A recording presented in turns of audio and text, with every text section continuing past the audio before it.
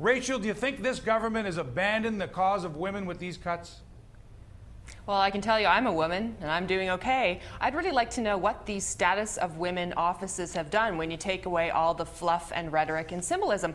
What exactly do they do besides give out grants to women who, and this is the other thing I also notice, is that it's always the untalented, ugly women who are complaining about the fact that feminists need to do more and then there needs to be more done for women. Why don't you ever have people like Pamela Anderson or Margaret Thatcher or great successful women complaining about the fact that enough isn't being done by government for women?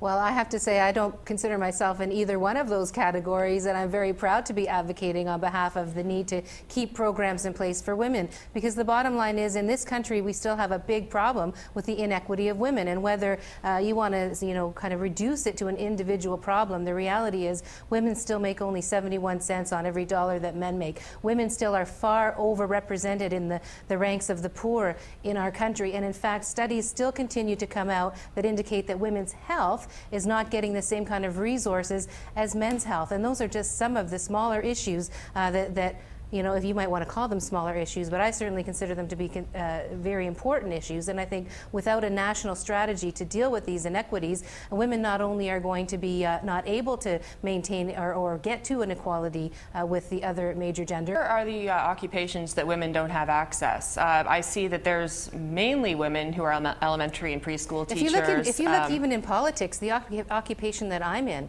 you'll see women are significantly underrepresented. And in fact, even women, even in the occupation that you're in the media, women still feel that there are glass ceilings that they can't get beyond. And so there are problems that continue to exist in Canada. Well, that's and nice. As a nation, that's news to me. I've never heard that. And maybe there are women in not politics. Doing your reading. Oh, no, I'm living it. I work in the media, and apparently there's a glass ceiling that I can't break through. That's news to me. And I have one word in response to all of that: Oprah.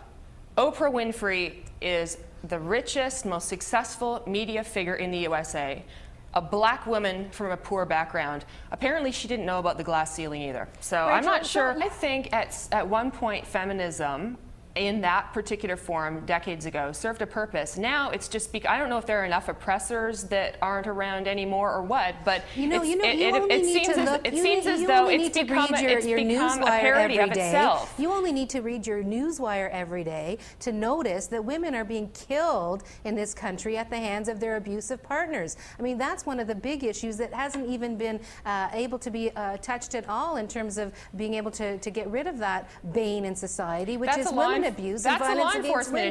That's a law enforcement issue. That's a law enforcement issue. Yes, it is. It's a societal issue that says it's okay to be violent and abusive to a woman because of her gender. Right. And if you look at the statistics around partner abuse, people have to be educated. You would right. Sure. Okay, one at a time, ladies. Right. Go ahead, Rachel. Sure. People. Yeah. Right. Okay. So people have to be educated because God only knows that violence towards women is totally acceptable nowadays, and we should have campaigns like we've done with drinking and driving, and if you see somebody beating up a woman, don't just stand there and laugh, take away their keys. Is that the kind of thing that we're talking about here? Because last I checked, I don't know anyone in my particular circle, or maybe it's just the circles I travel in, who think that violence against women is okay, and I don't think we need the status of women or any other particular government-funded organization. If you've got such a great analysis, why does it still happen, Rachel? Why are we still seeing happen? Women dying at the hands of abusive partners? Why are we still seeing violence against women as a constant problem in our society? It's violence against human beings. Why are we segregating the population up into pieces of pie? Why are we dividing? Why is it necessary that feminists and the NDP